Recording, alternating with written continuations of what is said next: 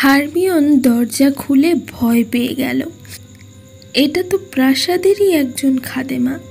সে বলল, রাজকুমারী ক্যামলিনা আজ ছদ্মবেশে বাজারে আসবেন বিয়ের কেনাকাটা করতে। আপনাকেও তিনি সঙ্গে দেখতে চেয়েছেন।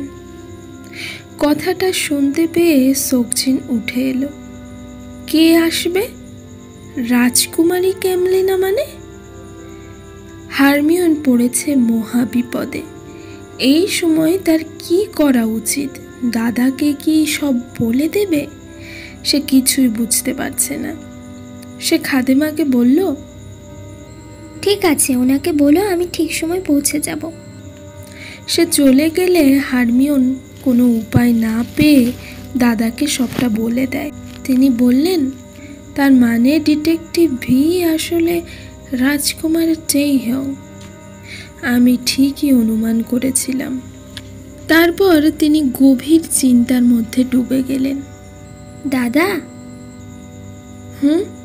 হ্যাঁ, কি ভাবছো? না, কিছু না। তুই তাহলে তৈরি হয়ে চলে যা। রাজকুমারী যেতে বলেছে, কথার অমান্য করলে চলে না। হারমিওন খুব খুশি হয়ে গেল। সে ভেবেছিল এত বড় সত্যটা লুকিয়ে রাখার জন্য দাদা হয়তো রাগ করবেন। রাজপরিবারের মানুষদের সাথে মেলামেশা হয়তো তার দাদা ভালো চোখে দেখবেন না, কিন্তু তার উল্টোটাই হলো। সে অনেক খুশি।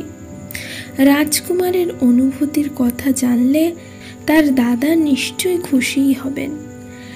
আর তাই যদি হয়, তাহলে খুশিতে হারমিওনের হৃদয়ে আতশবাজি ফাটতে থাকে। কিন্তু কে জানে এত খুশির পরিণতি শেষ পর্যন্ত কি হবে। সে নাচতে নাচতে বাজারে যেয়ে উপস্থিত হলো। রাজকুমারী এসেছে সাধারণ পোশাকে, কিন্তু তার চেহারার ঔজ্জ্বল্য একটুও কম হয়নি।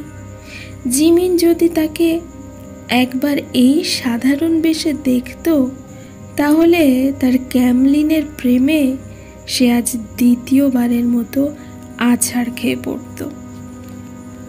কি ব্যাপার হারমিওন, তোমাকে আজ অনেক খুশি মনে হচ্ছে?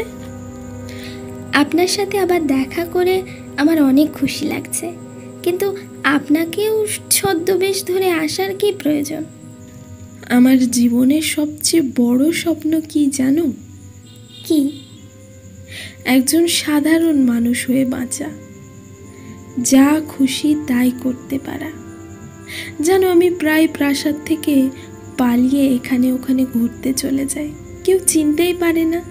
কি যে খুশি লাগে তখন, তোমাকে বলে বোঝাতে পারবো না। মানুষ যে যার কাজে ব্যস্ত, তারা যেখানে খুশি সেখানে যেতে পারে, মুক্ত পাখির মতো। আমিও তাদের মতো হতে চাই। রাজকন্যা ক্যামলিনা না হয়ে আমার কেবল শুধু ক্যামলিন হতে ভালো লাগে। সুযোগ পেলেই আমি ক্যামলিন হয়ে যাই। দেখো, আজ চারপাশটা কত সুন্দর ঝলমল করছে। বাতাসে সুন্দর একটা সুগন্ধ মিশে আছে। রাজকন্যা এলে এসব কিছুই অনুভব করতে পারতো না। রাজকন্যার কথাগুলো বড়ই মুগ্ধকর। প্রথম দিনে হারমিওন তার বাহ্যিক রূপ দেখে মুগ্ধ হয়েছিল, কিন্তু আজ তার কথা শুনে সে বুঝল রাজকন্যার আসল সৌন্দর্য তো তার কথাবার্তার মধ্যে, তার চিন্তাধারার মধ্যে আছে। এমন একজন মানুষ তার গুরুত্বপূর্ণ কাজে হারমিওনকে সঙ্গে নিয়েছে, এটা ভেবেই হারমিওনের ভালো লাগছে। রাজকন্যা হারমিওনের জন্যেও কিছু জিনিস কিনে দিল। আসলে সে চায় তার বিয়ের অনুষ্ঠানে হারমিওন অনেক সুন্দর করে রাজামশাইয়ের সামনে দেখা দিক। ওদিকে কিম সোকজিনের মাথায় এখন আলাদা চিন্তা ভর করেছে। এতদিনের চিন্তার থেকে এখনের চিন্তা একেবারে অন্যরকম। সে গভীর চিন্তায় বসেছে। গভীর। তার বোনের মনের কথা সে খুব ভালো করেই জানে। এমনকি তার অসুস্থতার সময় ডিটেকটিভ ভিও ইশারা ইঙ্গিতে তার কাছে হারমিওনের হাত চেয়ে বসেছে। তখন তিনি কোনো উত্তর দেননি, বলেছিলেন সবার উপরে তার বোনের মতামত গুরুত্বপূর্ণ। বোনের মনের কথা না জানতে পারা পর্যন্ত সে কাউকেই কোনো কথা দিতে পারবে না। তবে এখন কথা হলো, ডিটেকটিভ ভি তাদের মতো সাধারণ কোনো ব্যক্তি নয়, তিনি কোরিয়ার রাজকুমার। রাজামশাই যে এই ব্যাপারটা কোন চোখে দেখবেন কে জানে। তার মতো গরিবের বোনকে সাম্রাজ্যের রানী কেউই বানাতে চাইবে না। এমনটা কল্পনা করাও পাপ।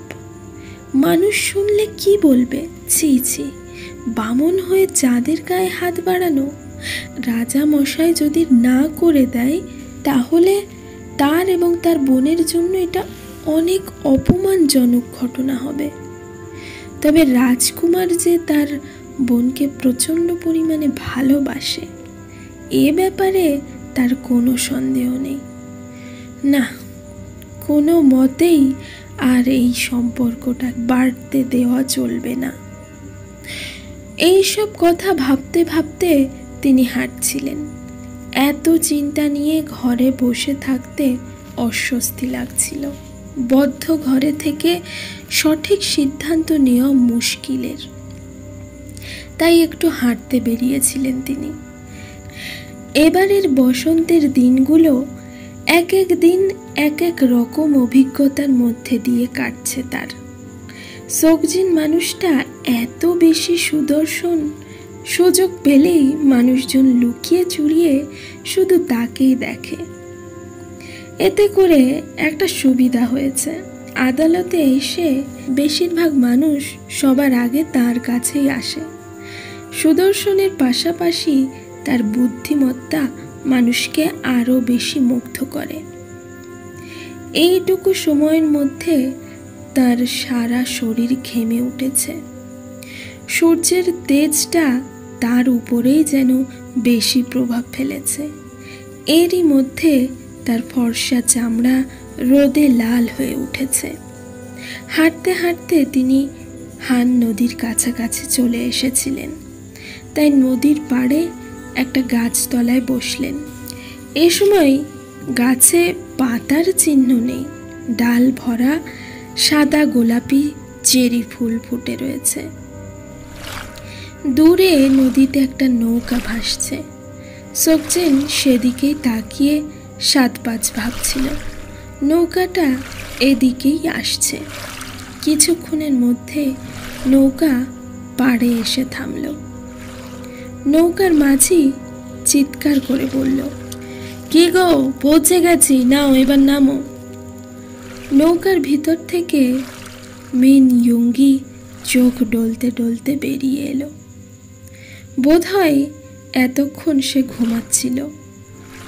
মাঝি তার ভাড়া নিয়ে লোকটাকে নামিয়ে দিয়ে আবার নৌকা নিয়ে চলে গেল। সোকজিন বসে বসে দেখছে। লোকটা এসে তার পাশেই বসল।